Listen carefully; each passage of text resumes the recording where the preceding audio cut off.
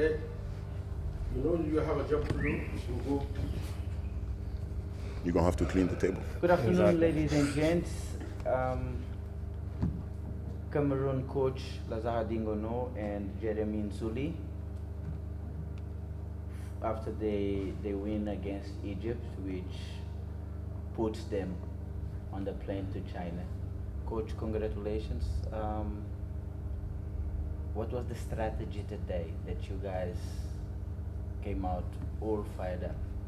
Well, it's important to congratulate the guys that have done it, and it's important to really emphasize that I'm just a part of something that is an institution, and it is a priority to congratulate these players because they've been through thick and thin during many years, and they deserve to finish up the final window putting on a show the way they put it.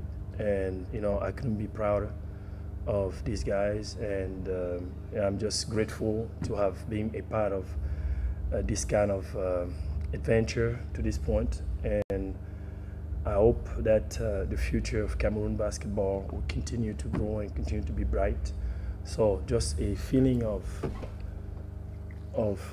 proud and a feeling of satisfaction, and not for me, but for these players, for this federation, and for the country as a whole.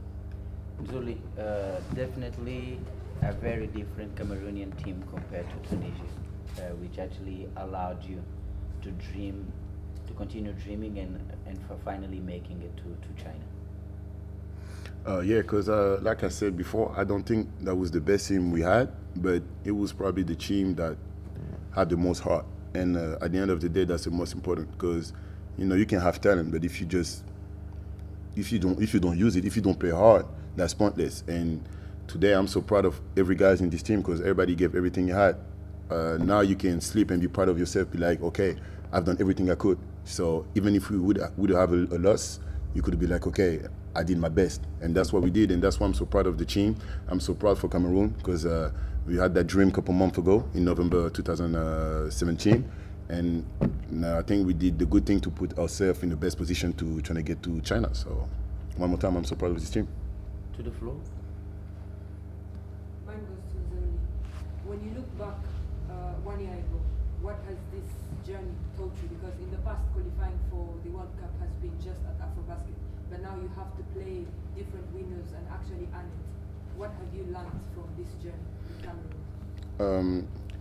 From the start, I was thinking that that's a huge chance for Africa to have 5 spots, because usually with the AfroBasket you have 2 spots. I mean, basically 1, and then the second one got to go through some qualification stuff like that. And 5 spots, that's huge. And for me, Cameroon is one of the best in Africa playing basketball. So I was thinking that's a huge chance for us. We cannot pass that because you don't know when this chance gonna show up again. So I was thinking that we got to do everything to make it. And like I said before, we made a lot of mistakes, because we could have won the game in Tunisia, against Tunisia in Yaoundé, the game against Tunisia in Tunisia, the game against Angola in Tunisia, against Angola here. So that was a lot of chance we missed, but we had that last one more chance and we made it. So we can be proud of ourselves. So I'm really happy about that. To the coach, after losing to Angola, you say you gave some excuses about not having some players, blah blah blah. But 2 days down the road, you beat Egypt. This is the biggest team here in terms of size, and that shows the character of your team. How happy are you with that? Well, in the first place, I never made an excuse, and I'm not a man of making excuses. For all that know me, I never complain. I just roll my sleeves and I go to work. That's just for the record. No, I just think the guys did a great job against Angola. It was a great game. I mean, people are still talking about it today. It was a show for the basketball it was the mirror of African basketball. That these guys have talent. These guys just need to be encouraged. They need to be prepared to the best, and then they can compete against the best. Now, Egypt, very, very talented team, very solid team across the board. I mean, they're very, very consistent and very balanced. Meaning that they can go inside, they can play outside. They are very, very consistent in what they do, especially on the half court, on offense and on defense, because they have different scheme that they show you on defense, and you really, really got to be focused in order to see what they're trying to accomplish. Then, you know, it's a sense of pride, the pride that, you know, we have at this time, and we will continue to work for the betterment of African basketball. All right, we got to show that we have people in the continent that are competent, people in the continent that have all that it takes, you know, to be able to get teams and to represent the continent to the highest level. So just a sense of pride, and, you know, couldn't be prouder of these guys one more time for the sacrifices. I mean, you wouldn't believe it, for the sacrifices they make. I mean, these guys, they play pros and they come 2 days, 3 days before the tournament. They leave their jobs, you know, with all the risk that they take, you know, to come. Every time they're present, we really got to tip off, you know, our hats to them, and make sure that, you know, they're happy to continue representing their country and take it to new heights. Also, first of all, congratulations for this big achievement on behalf of your country. What happened from yesterday? What happened from yesterday to today that your body language just changed? I mean, as in Angola, and because you work in Angola, that's the Lazara Dingono that we are used to it. I mean, yelling, you know, shouting to your players, you know, bringing energy, contagion your players. What happened? Because yesterday, what I have seen was a different Lazar. Not just you, but even Jeremy. Well, that's a good question, and it's point taken. You know, I think yesterday we started the game a little slow, all of us. I mean, players, coaches, coaching staff, and support staff, we all started the game flat. But, you know, we were able to turn things around when we needed to. And I will attribute that to an anxiety factor. You know, we all get anxious, especially when we know that we have no error for mistakes. And I did not want to, you know, take it from the guys, you know, and try to accelerate the level of adrenaline when it was not kicking in. Because that, you know, you have a choice. Sometimes you can try to push it and you break it. So I just tried to maintain calm as possible in order to get the win that we badly needed. And then after practice, I really spoke to the players to the heart. I really spoke with them. I really, you know, spoke to them. Listen, man, we have to really adjust our way of being at this time, because the image we've projected against Morocco was not a very good one, not only for Cameroon but for the mirror of African basketball. You know, Cameroon, even in its bad day, has an identity. You know, aggressive on offense, aggressive on defense, always going, high tempo basketball.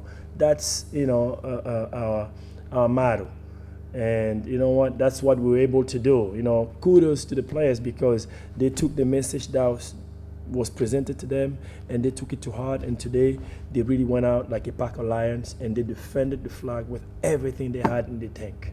Can I interpret that you're going to the World Cup not just for play, but to compete? What kind of expectations your fellow citizens can expect from your team? That's a good question, and you know what, I leave it usually to the players. You know, I'm just a part of it. Usually, you know, I leave the players, because the players are the ones on the court, and they're the ones that are competing. So they should tell us, all of us, me included, what they plan on doing. You know, if we're so blessed to finally make it to China. I have just a presentation about this, and it's for Nzele. Okay, what are you going to say to the president now? Because you have 5 windows, and every window you play with a new coach. So, are you going to? No, we had 2 with the same. Sorry? We had 2 with the same. You are going to ask him for the stability of the staff, or what are you going to ask him now? I'm going to tell him to get a new coach because the one we got is too bad. We're not winning with him, so yeah. Yeah, I mean, like, we did the best thing we could do, so there's no way we're going to change. I don't see why. There's no question about that. And I'm not the president, so I'm not the one who decides. You are the captain. I'm the captain, but I'm not the president. I don't decide that. He asked me for a coach. I gave him the coach, my former coach, but I didn't say that we get a change. So for sure we're going to have the same coach, and now it's just about which players we're going to have, because we got some NBA players, but we don't know if they're going to show up or not. It's good that we are on this conversation about coaches. But we Coach need to Lazar, speed up, please. yes, you represent a crop of young African coaches. What does this qualification mean for other upcoming coaches, and the fact that federations need to trust and believe in people like you? Well, I mean, I think it's a